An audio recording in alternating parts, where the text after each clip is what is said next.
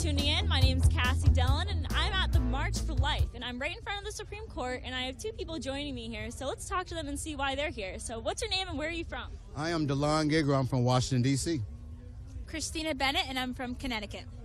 Awesome. So are you guys here with a specific group, or are you guys just here on your own? Well, I came on my own. I found out about the march. Actually, this whole abortion, this whole eugenics thing, I had no idea prior to 1 month ago. Once I found out that I was working with Planned Parenthood, passing out condoms, and once I found out that Planned Parenthood was actually murdering African Americans, I took up the banner. Now I'm coming out and I'm coming against abortion. I'm coming against Planned Parenthood. I'm educating my African Americans in my community about this whole abortion thing. So that's why I'm out here today. So you were formerly an employee of Planned Parenthood? Well, not an employee. I had a partnership. I was passing out condoms in the community. Safe sex. It was a safe sex outreach that we did. And I was passing out condoms not knowing. I thought I was helping the community by passing out condoms for Planned Parenthood, not knowing Planned Parenthood was killing the African Americans, killing people physically disabled. Just it's a lot of death going on, and my thing is now I'm about life, and I'm about trying to transition, and so we can change all these this death that's going on with this Planned Parenthood thing. Now, what caused your realization? What woke you up and let you know that this was the movement that you now want to get behind? Well, what woke me up is first and foremost, I'm a believer in Christ. I gave my life to Christ when I was 19, and when I started realizing, hold up, this is life. God said when the embryo is in the womb, He knows him. God has a relationship with that embryo that while it's alive, that fetus in the womb. So you can't cut that conversation off. You can't kill nothing like that when it belongs to God. So that's what really pricked my heart to realize it's about life for me. Now, was it somebody you spoke to while you were volunteering for Planned Parenthood, or is it something that happened in the news? What happened? No, what happened was a friend of mine, a good friend, Dina Bass, she works with Ben Carson's group, and she kind of told me about Margaret Sanger. I'm like, I've never heard of Margaret Sanger. When she mentioned Planned Parenthood, I said, well, I passed out condoms with Planned Parenthood. And then she gave me the whole background. I started reading and researching myself, and it just started burning inside. I'm like, this is totally against God, and I'm totally with God, so I'm going after it. I want to shut it down. And so you think she's really, the whole Planned Parenthood might be really harming the African-American community? Definitely. When your ideology is to kill off the African-Americans, then it's harming my African-American community. It's a seed that's been planted in 100 years. It's a lot of death now in the community. It's a lot of, like for instance, I was sharing with this young lady.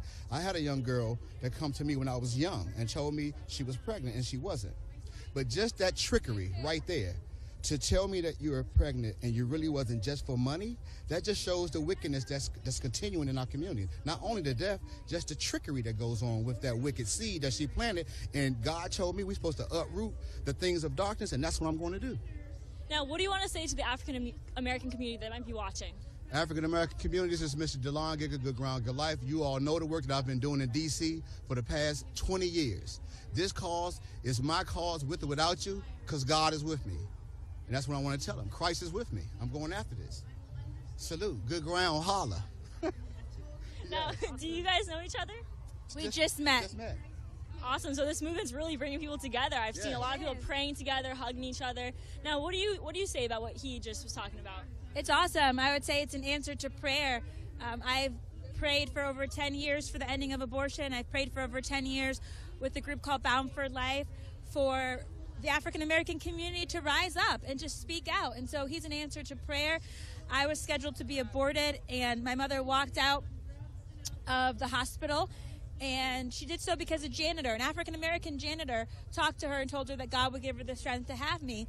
And when I found that out in my 20s, when I was in college, I felt like God was speaking to me, and he said, Christina, I wanted you. Mm-hmm. And how do you think I feel about the others?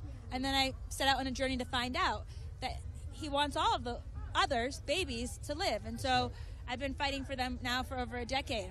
Now, what do you want to say to the African-American community that might be watching? I would like to say that this is our time and this is our moment. I just heard a bishop from the Church of God in Christ talk about how they're mobilizing all of their churches, 12,000 churches, to adopt, to work with pregnancy centers. I personally work for a pregnancy resource center in Connecticut myself. This is our time. We have more and more African Americans like Ben Carson, like Ben Watson, the football player, like Nick Cannon, who are speaking out and declaring the truth about Planned Parenthood and its the racism and its roots and the eugenics of Margaret Sanger, who founded it. And so the information's out there. It's not hidden.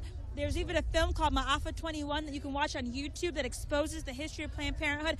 79% of abortion clinics, surgical abortion clinics, Planned Parenthood centers are within walking distance of an African American community. Abortion is the #1 killer in the black community. African American women are 3 times more likely, and in states like New York, black babies are dying every year. This out a month ago, so I gotta come against it. Yes. What? Yes. Oh my God. Both of y'all have mentioned Ben Carson. So you guys big Ben Carson fans? I appreciate what he's done. Yes, I definitely appreciate what he's done. And even him being over HUD, it just gives an opportunity, a fresh opportunity for new ideas. And one of the things he did say was he's going to go into different cities to talk to the city leaders. And I'm waiting to talk to him. I have a lot to talk about.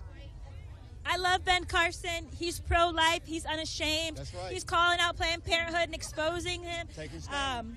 I think he's great. I think he's going to do a real good job in working to help the people in the inner cities and lifting them up. He has a heart in the right place. Now, President Trump is also pro-life. Do you have any hope that he'll help the pro-life movement? Yeah, Hopefully. absolutely. He's the president. He already has. Yeah. He already has. He reinstated the Mexico City policy. He just did that. So he's cutting off funds from abortion going overseas. He's trying to make the Hyde Amendment permanent. Next week, he's going to appoint a pro-life Supreme Court judge. So he's already keeping his promises, and I believe that this is just the beginning of what he's going to do. Mike Pence as well. Mike Pence was just at the March for Life, and he really encouraged us. And this is the first time a vice president has come to the March for Life and stood with us as part of the pro-life generation. And so I'm grateful I voted for them because of what he said about the Supreme Court and appointing a pro-life judge.